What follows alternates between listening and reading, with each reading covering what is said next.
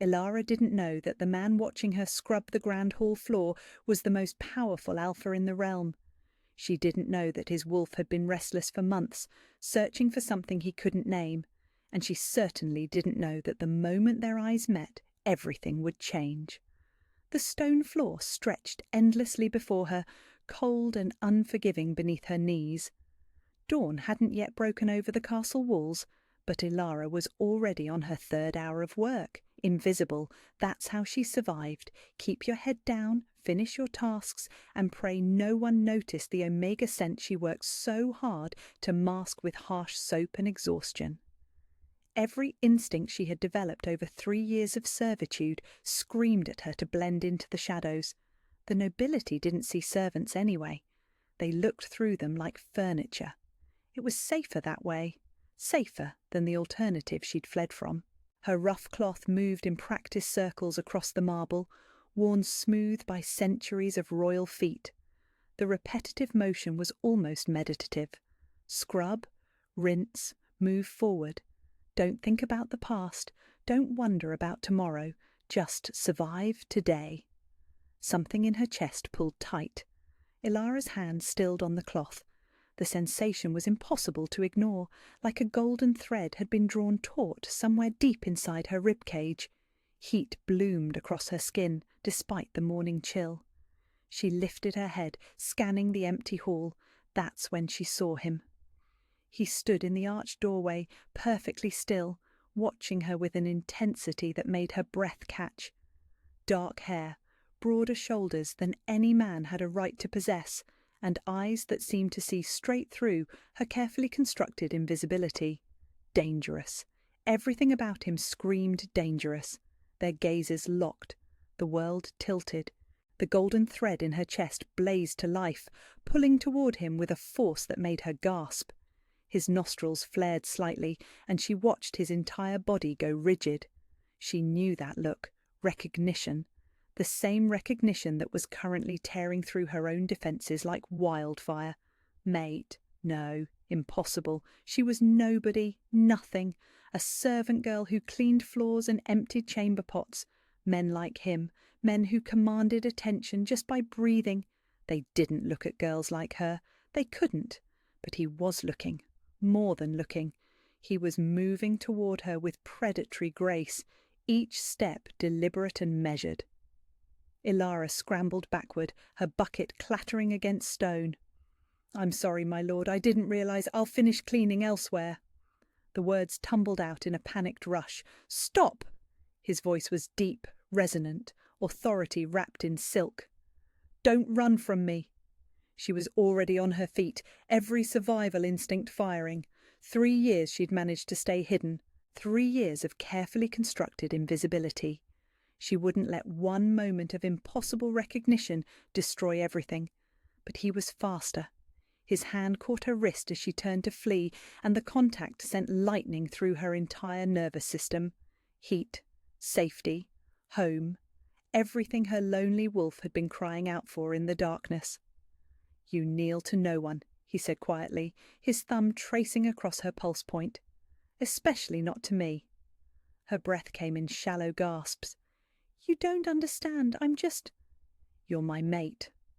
The words were simple, certain, like stating the sky was blue or water was wet. "I've been searching for you." The honesty in his voice almost undid her. Almost. But 3 years of survival instincts weren't easily overcome. She jerked her hand free, stumbling backward. "I have to go." This time, he didn't stop her. Ilara ran, through corridors and down servant stairs, past startled kitchen maids and sleepy guards. She ran until her lungs burned and her legs shook until she reached the tiny chamber she shared with 2 other servants. Only then did she allow herself to collapse against the door, sliding down until she sat on the cold floor. Her wrist still tingled where he'd touched her. Behind her, in the grand hall, Kieran stood among scattered cleaning supplies and tried to understand how his entire world had shifted in the space of a heartbeat. The scent of jasmine and rain lingered in the air, omega unmistakably, but layered with something else. something that called to every possessive instinct he possessed. His wolf prowled restlessly beneath his skin, demanding he follow, demanding he claim what was his. But she'd run, terrified, of him, of what she'd felt, of the bond that had snapped into place between them like a missing piece of his soul clicking home. He would find her again. Had to. The alternative, living without the other half of himself, was unthinkable. Kieran picked up the abandoned cleaning cloth, still warm from her hands, and made a silent promise to the empty hall. She could run, but she couldn't hide, not from him, not from fate, not from the golden thread that would always, always lead him back to her. The days that followed were a careful dance of hunter and prey. Ilara heard him before she saw him, his voice carrying through the servants' corridors as he questioned the kitchen staff. The girl who was cleaning the grand hall yesterday morning, dark hair, about this tall. His tone was patient, but edged with something that made her wolf whimper in response. Determination. I need to speak with her. She pressed herself against the stone wall, heart hammering against her ribs. From her hiding spot behind the flour barrels, she could just make out his profile. Even in shadow he commanded attention. Authority radiated from him like heat from a forge. "Don't know anyone like that, my lord," Cook replied, but her eyes darted nervously toward Ilara's usual workspace. "Servants come and go. Hard to keep track."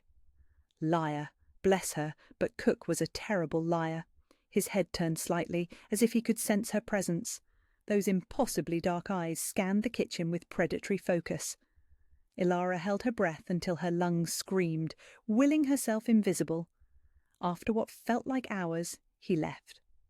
She waited another 10 minutes before emerging, only to find Cook watching her with knowing eyes. "That one's not going to give up easy, girl." Ilara's hands shook as she resumed kneading bread. "I don't know what you mean." "Course you don't." Cook's weathered face softened.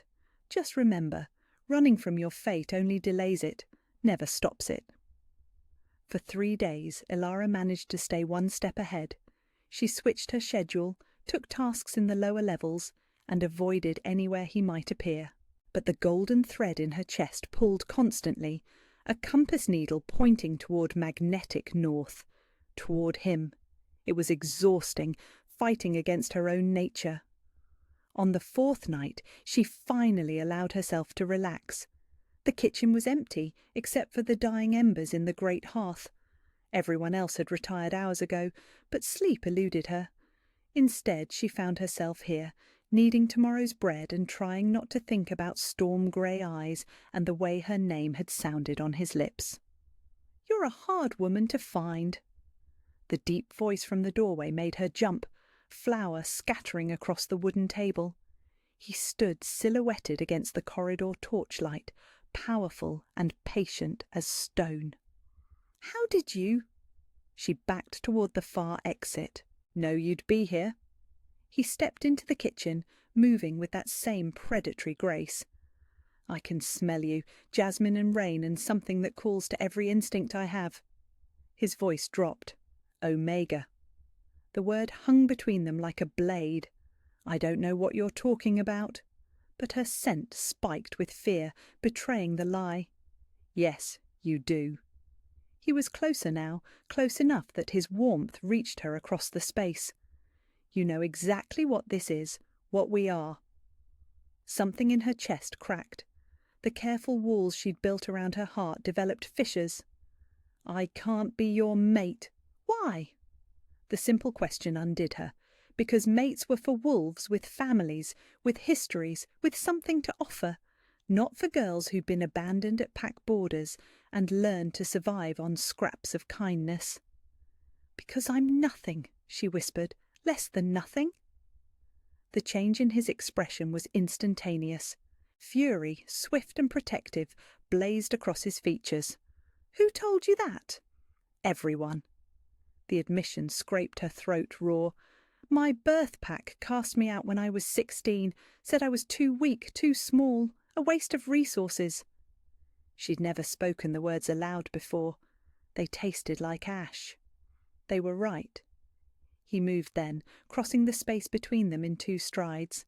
His hands framed her face, thumbs brushing away tears she didn't realize had fallen. They were wrong. Each word was carved from granite. You are not nothing. You are everything I've been searching for. You don't understand. I've been looking for you my whole life. His forehead rested against hers, and she could feel his wolf's recognition humming through the bond. 28 years of emptiness, 28 years of knowing something was missing but not knowing what, and then I saw you on that floor and everything made sense. His thumb traced her cheekbone with devastating gentleness. You think I care about pack politics, about who cast you out or why? The only thing that matters is this. His hand pressed over her heart, where the golden thread blazed brightest. This connection between us, this certainty that you belong with me. I'm scared. The words slipped out before she could stop them. I know. His smile was soft, patient, understanding. I know you are, and I know you're going to run again because it's how you've survived, but I need you to hear this first. His eyes held hers, steady and sure. I'll wait. However long you need, however far you run, I'll wait. And when you're ready to stop being afraid, I'll be here. The promise hit her like a physical blow. No one had ever been willing to wait for her. No one had ever thought she was worth the effort. Why? She breathed. Because you're mine. Not possessive, but reverent, like a prayer. And I'm yours. That's how this works.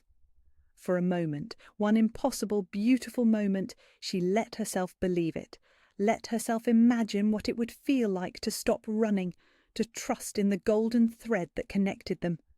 His hands were warm against her skin, steady and safe, and she felt something inside her chest unfurl, like a flower reaching towards sunlight. But then reality crashed back in. She couldn't do this.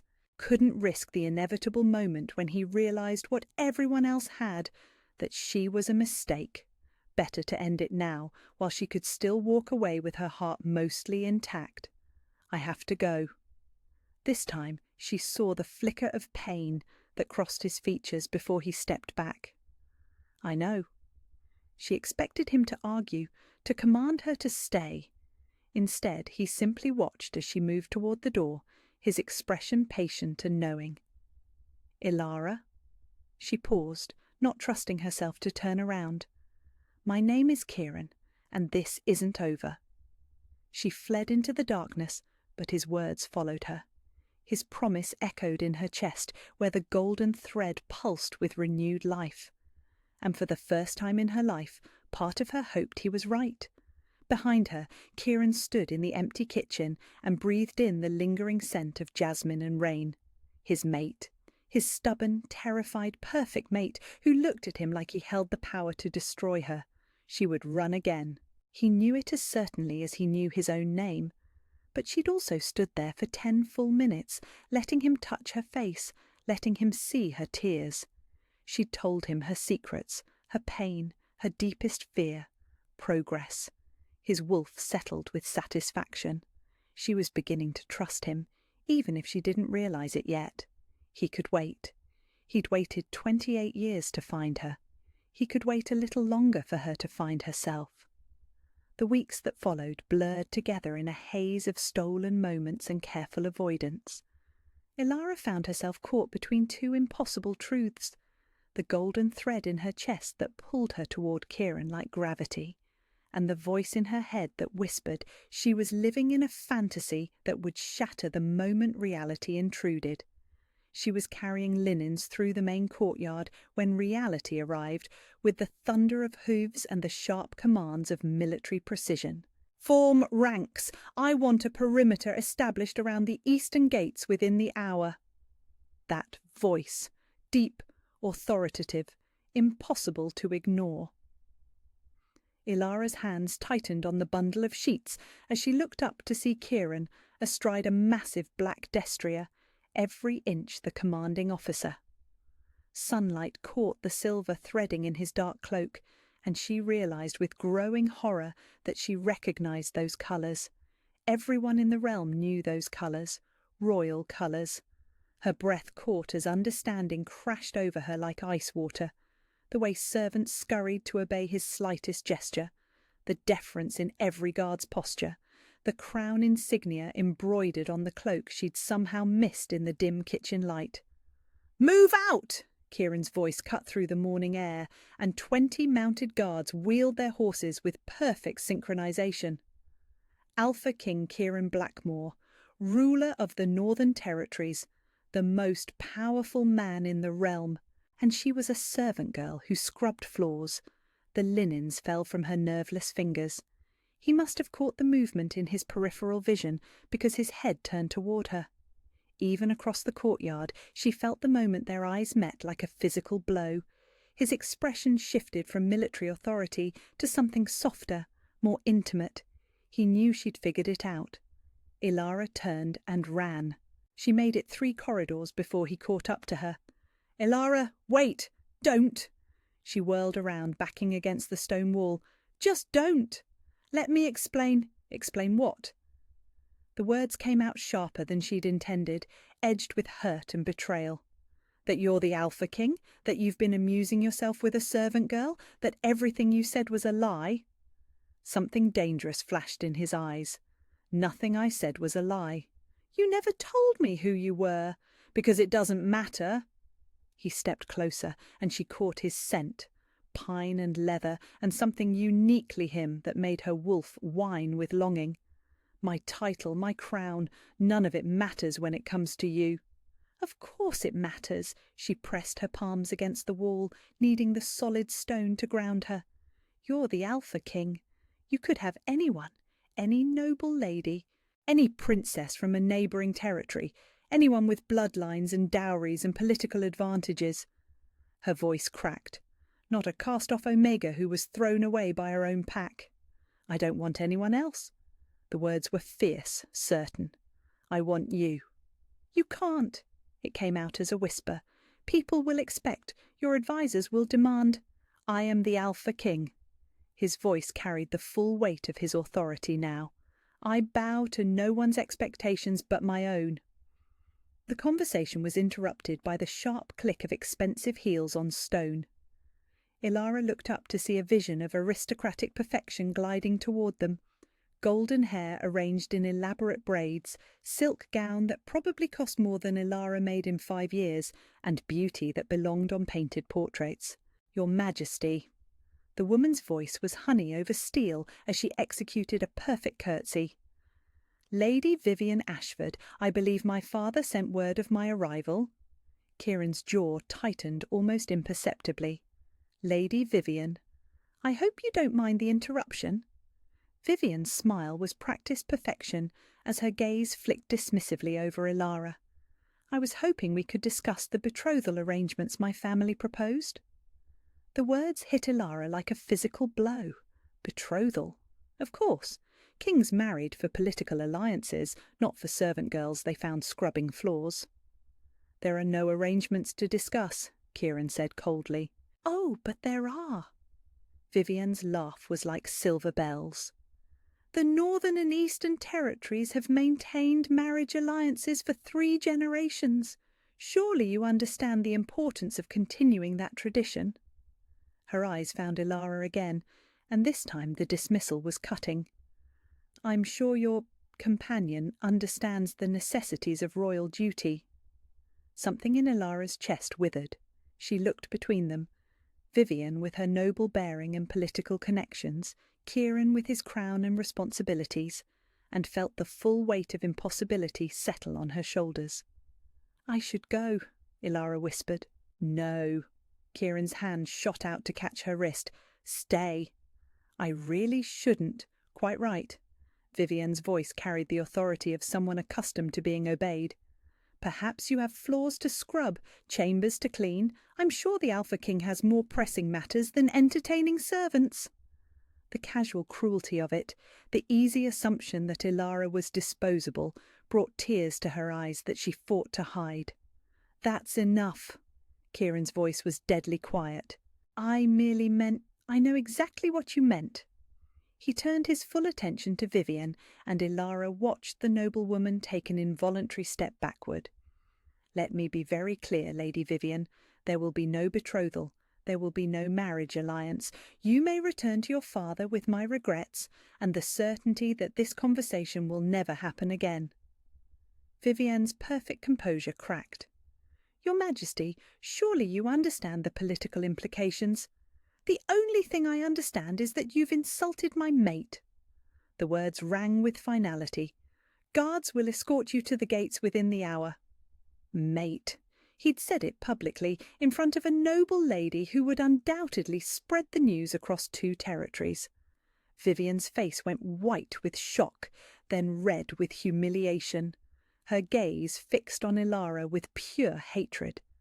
"This isn't over," she hissed before gathering her skirts and sweeping away.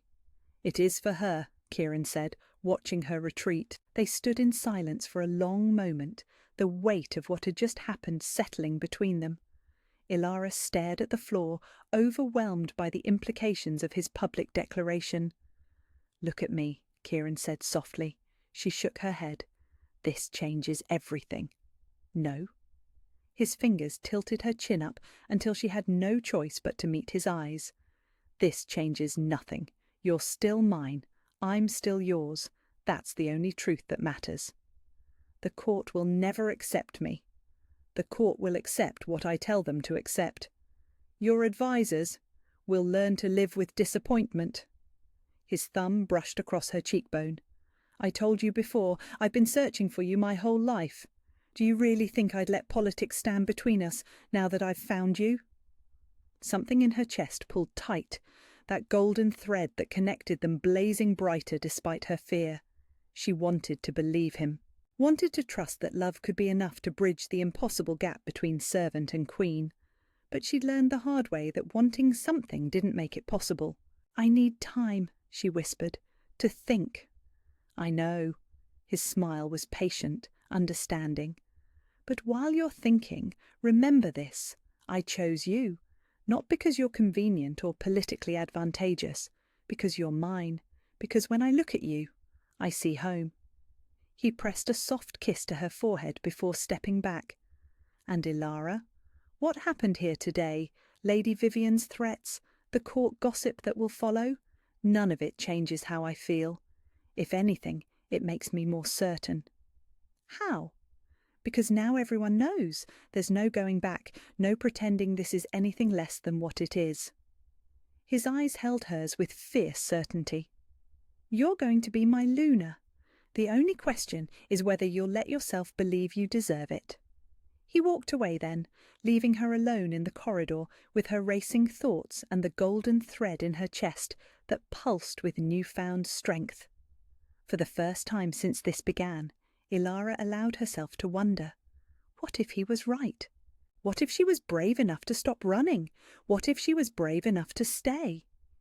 2 months later, the whispers followed Ilara everywhere. She felt them like spider webs against her skin as she moved through the castle corridors. Nobles pausing mid-conversation when she passed, servants shooting her uncertain glances, guards who no longer knew whether to bow or ignore her completely. The Alpha King's mate, the servant girl who thought she could be queen. Lady Vivian had kept her word. This wasn't over. Though she'd been officially banished from court, her influence lingered like poison in water. Carefully planted rumours, pointed questions about bloodlines and worthiness, subtle suggestions that perhaps the Alpha King had been bewitched by Omega pheromones and would come to his senses once the initial lust wore off. Ilara tried to ignore it all, tried to focus on the stolen moments she shared with Kieran, quiet conversations in hidden alcoves, his hand finding hers during formal dinners, the way he looked at her like she held the secrets of the universe. But the voices grew louder each day, and with them her own doubts. The breaking point came during the harvest festival. Ilara had been helping in the kitchens, staying out of sight while the great hall filled with visiting dignitaries and noble families. She was carrying a tray of wine goblets toward the service entrance when she heard her name spoken in tones of amused disdain. Poor Kieran, really, someone should stage an intervention. She froze behind a marble pillar, recognising the voice of Lady Catherine Whitmore, one of the most influential women at court. "The girl is pretty enough, I suppose," came another voice. Lord Ashford, Vivian's father. "But hardly queen material. No breeding, no education, no connections. She's nothing more than a servant girl playing dress-up." "It's embarrassing," Lady Catherine continued. "The other territories are laughing at us. A king who would throw away centuries of political alliance for a pretty face." "Mark my words," Lord Ashford said with smug certainty. "This infatuation will burn itself out, and when it does, my Vivian will be waiting." The tray slipped from Ilara's nerveless fingers, crystal goblets shattering against stone in a cascade of destruction that silenced the entire hall. Every eye turned toward her. Every face reflected the same expression: scandal, amusement, superiority. She was the entertainment, the spectacle, the servant girl who had forgotten her place. "How clumsy," Lady Catherine murmured, her voice carrying clearly across the sudden silence. "Perhaps someone should find her a mop." Laughter rippled through the crowd like a disease. Ilara ran. She made it to her small chamber before the tears came. Violent, wrenching sobs that tore from her chest like physical wounds. They were right, all of them. She was nothing. A mistake. A servant girl playing at being something she could never be. She was pulling clothes from the wooden chest when Kieran found her. "What are you doing?" She didn't look up. Couldn't bear to see disappointment in his eyes when he finally understood what everyone else already knew. "What I should have done weeks ago." "Ilara?" His voice was gentle, careful. "Talk to me." "They're right." The words came out broken, jagged. "Lady Catherine, Lord Ashford, all of them. I'm nothing. I'm an embarrassment to you, to the crown, to—" "Stop!" The command in his voice made her freeze. "Look at me." She shook her head, stuffing another dress into her pack. "Ilara, look at me." Something in his tone made her comply despite herself. When she turned, his face was fierce with an emotion she couldn't name. "You are not nothing," he said with deadly quiet. "You are everything. Everything I've searched for, everything I need, everything I love." His hands framed her face, thumbs wiping away tears she hadn't realized were falling. "Do you hear me? You are my heart walking around outside my body. You are home and safety and the future I want to build." "But they said—" "I don't care what they said." His voice carried the full weight of his authority. "Their opinions mean nothing. Their approval means nothing. The only thing that matters is this." He pressed his hand over her heart, where the golden thread blazed between them. "What we have, what we are together. I'm destroying your reputation. Let them talk." His smile was sharp, predatory. "Let them whisper and scheme and clutch their pearls. They'll learn to respect you. They'll learn to love you as I do. And if they don't—" His expression went deadly serious. "Then they'll learn what happens when someone threatens what's mine." She wanted to believe him, wanted to trust in the certainty in his voice, the love in his eyes. But years of rejection were hard to overcome. "I can't do this," she whispered. "Yes, you can." His forehead rested against hers. "You're the strongest woman I know. You survived abandonment, rejection, years of being told you weren't enough. But you are enough. You're more than enough." Before she could respond, a commotion erupted in the courtyard below. Shouting voices, running footsteps, the clash of steel on steel. Kieran's head snapped up, every muscle going tense. "Stay here." But Ilara was already moving, following him toward the window.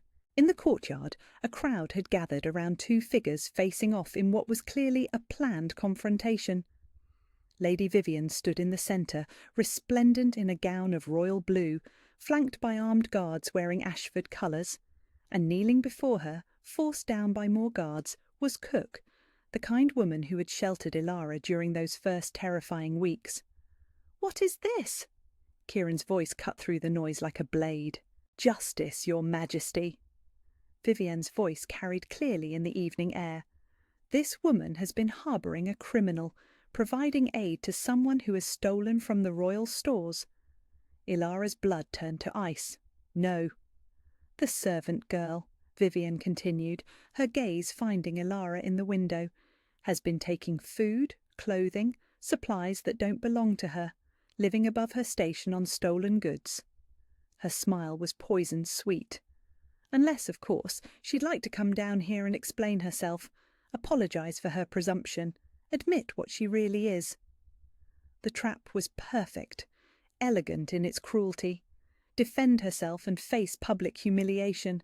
Stay silent and watch an innocent woman suffer for her sins. "I have to go down there," Ilara said. "No." Kieran's voice was granite. "This is what she wants. Public humiliation, forcing you to kneel before the court." "I can't let Cook suffer because of me. Then we go together, as equals. They'll never see me as your equal. Then make them." The words hit her like lightning. Make them. Not wait for acceptance or approval or permission. Make them see her worth. Something shifted in Ilara's chest, a crack in the wall of self-doubt that had defined her for so long. She looked down at Vivian's smug face, at Cook's terrified expression, at the crowd waiting for her humiliation. And she felt anger. Clean, pure, righteous anger. "I am worthy," she said softly, testing the words. "Yes." Kieran's voice was fierce with pride. "You are." "I choose to stay." "Yes, I choose to fight." His smile was devastating. "That's my queen." They descended to the courtyard together, and Ilara felt every eye turn toward her. But for the first time she didn't flinch away from the attention. Instead, she lifted her chin and met their stares with steady confidence. "Lady Vivian." Her voice carried clearly across the silence. "I believe you were looking for me." "Indeed." Vivian's smile was triumphant. "I think it's time you showed the proper respect. Kneel, acknowledge your crimes, and perhaps this woman won't suffer for your presumption." The crowd held its breath, waiting for her submission, expecting her to crumble under pressure as she always had. Instead, Ilara smiled. "No." The single word rang like a bell. "I will not kneel, I will not apologise, and I will not allow you to threaten innocent people to satisfy your wounded pride." She stepped forward and felt Kieran's presence like a shield at her back. "You want to know what I am? I am the woman the Alpha King chose. I am his mate, his Luna, his queen, and if that's not enough for you—" She paused, meeting the eyes of every person in the crowd. "Then you are free to challenge the moon herself for making it so." Silence stretched like a held breath. Then Kieran stepped beside her, taking her hand in full view of the court. "Well said, my love." His voice carried to every corner of the courtyard. "I believe that settles the matter." The crowd erupted, some in scandal, others in grudging approval. But Ilara barely heard them, because for the first time in her life she knew exactly who she was. She was worthy. She was chosen. She was home. The sunrise ceremony was supposed to be a celebration of the harvest moon. Instead, it became a battlefield. Lady Vivian stood in the centre of the great hall, no longer the banished exile, but flanked by a delegation of Eastern Territory nobles. Ancient scrolls were spread before the high altar, their parchment yellow with age and importance. "I invoke the bloodline rights," she declared, her voice carrying to every corner of the massive space. "The Ashford line has held claim to the northern throne for 4 generations through marriage alliance. These bonds cannot be set aside for temporary infatuation." Murmurs rippled through the assembled crowd. Ilara felt the weight of hundreds of stares, some curious, others hostile, all waiting to see if she would crumble under the pressure. But something had changed in her during that moment in the courtyard. The scared servant girl who had scrubbed floors and hidden in shadows was gone, replaced by a woman who knew her own worth. Kieran stood beside the throne, magnificent in ceremonial black and silver, his expression carved from stone. When he spoke, his voice cut through the whispers like a blade through silk. "The only bloodline that matters," he said with devastating calm, "is the one that calls to mine." He descended the dais steps with predatory grace, each footfall echoing in the sudden silence. "You speak of ancient rites, Lady Vivian. Let me remind you of laws even older than your scrolls." His eyes found Ilara across the crowd, and she felt the golden thread between them blaze with sudden heat. "The moon chooses her children's mates, not politics, not convenience, not the ambitions of desperate families seeking power." He stopped before Ilara, and she watched something fierce and tender bloom in his expression. She chooses based on souls that recognize each other across lifetimes. "Your Majesty," Lord Ashford stepped forward, desperation making his voice sharp. "Surely you understand the importance of political stability." "What I understand," Kieran interrupted, "is that you have brought your daughter here to challenge a bond recognised by the moon herself. That borders on blasphemy." "She's a servant," Vivian's composure finally cracked. "A nobody, an Omega with no family, no connections, no value to this realm." The words hung in the air like poison. Then Kieran smiled, and it was a terrifying thing to behold. "You're right about one thing. She has no political connections." He turned to face the assembled court, his voice carrying the full weight of his authority. "But she has something far more valuable. She has my heart, my soul, my absolute devotion." He held out his hand to Ilara, and after a heartbeat of hesitation she took it. "And today she gains something else." His fingers intertwined with hers as he led her toward the altar. "She gains a crown." The gasps that erupted from the crowd were audible. This wasn't supposed to be a claiming ceremony. There had been no announcement, no preparations, no invitation to neighbouring territories. But Kieran was the Alpha King, and his word was law. "I, Kieran Blackmore, Alpha King of the Northern Territories, claim this woman as my mate, my Luna, my queen." His voice resonated with power that made the very air shimmer. "Let any who would challenge this bond speak now, or hold their peace forever." Vivian's mouth opened, but no sound emerged. Her father's face had gone ashen. Around the hall, nobles who had been whispering moments before now stood frozen in shock. "Then by the power vested in me by the moon herself," Kieran continued, "I mark what is mine." His hand cupped Ilara's neck, thumb tracing the pulse point where her scent was strongest. She felt his wolf rising to the surface, felt her own Omega responding with eager submission. Not the kind that made her weak, but the kind that made them both stronger. "Do you accept this claim?" he asked, though his eyes already knew the answer. "I do." Her voice was steady, clear. "I accept. I claim you in return, Kieran Blackmore, as my mate, my alpha, my heart." The marking was gentle, reverent. His teeth found the juncture of her neck and shoulder, and the brief pain was immediately replaced by a warmth that spread through her entire body.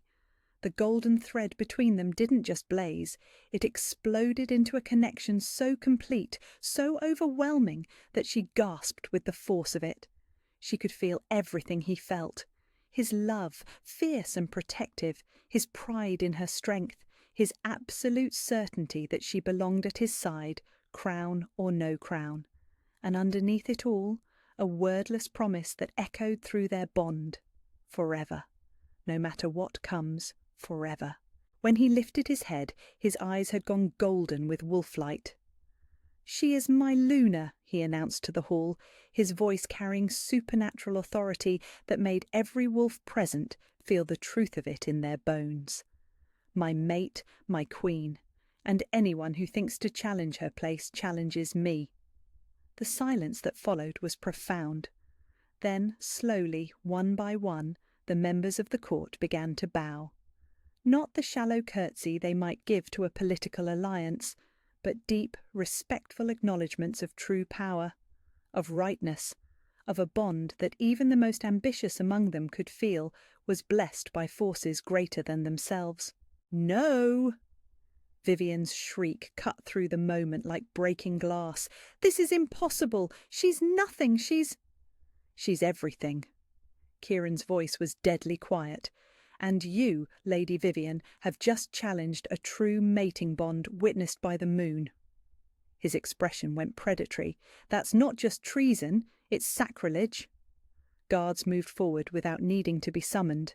The Eastern delegation stepped away from the Ashfords as if they carried plague. Even Lord Ashford abandoned his daughter, his face grey with the realization of what her words had cost their family. "You are banished," Kieran continued with implacable authority. "Not just from this court, but from the Northern Territories entirely. You have forfeited any claim your bloodline might have had to alliance or favour." As the guards escorted a struggling Vivian from the hall, Kieran turned back to Ilara.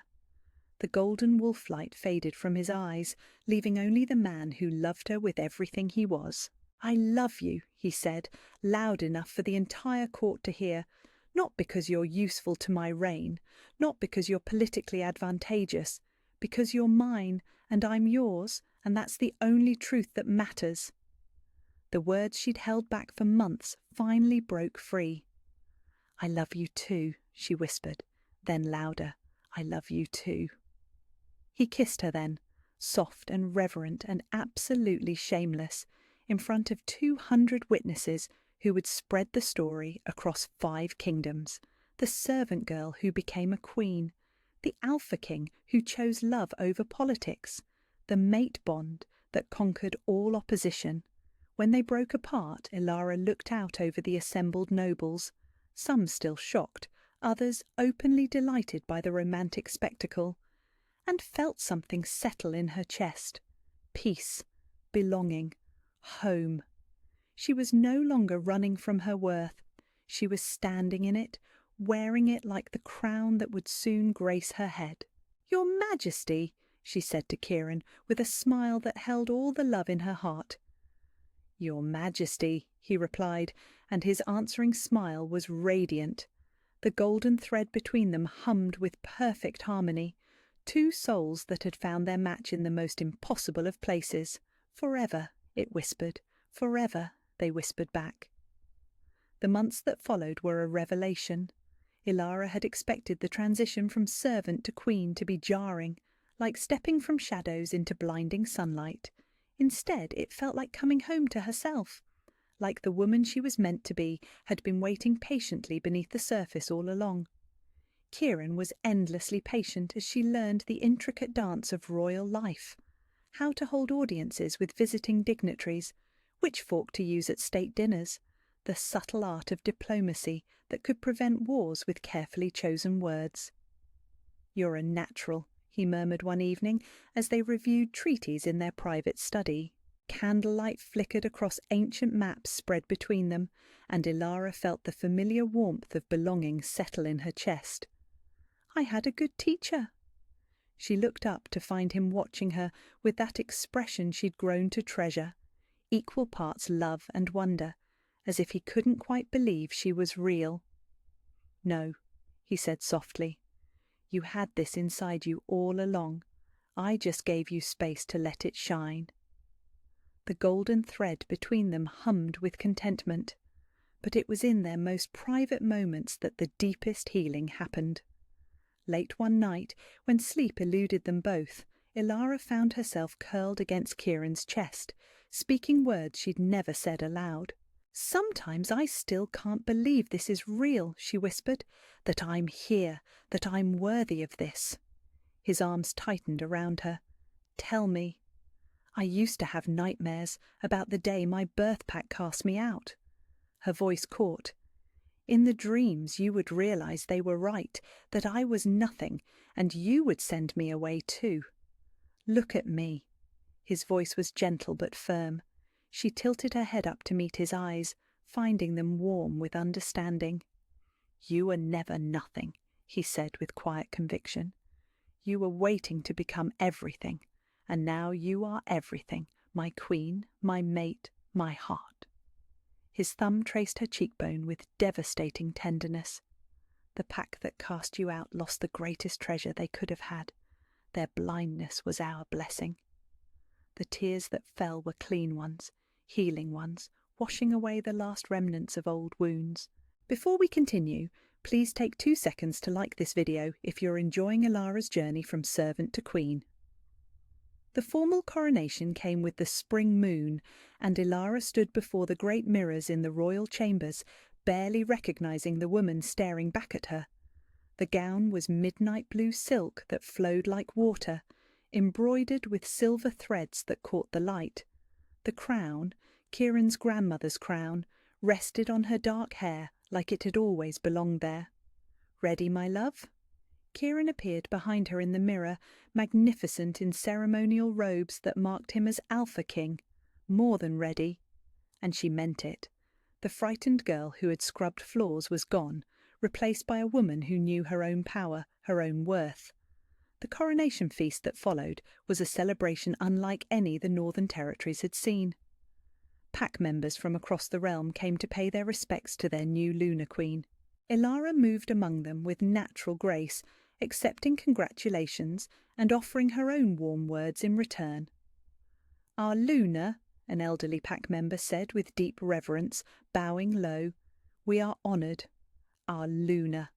The words settled into her heart like missing puzzle pieces clicking into place.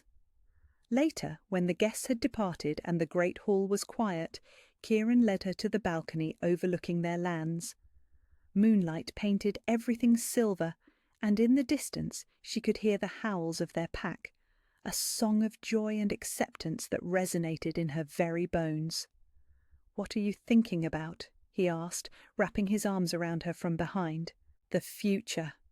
She leaned back against his solid warmth. "Our children running through these halls, teaching them that love matters more than bloodlines, building a realm where worth isn't determined by birth, but by heart." "Our children," he repeated, voice rich with satisfaction. "I like the sound of that."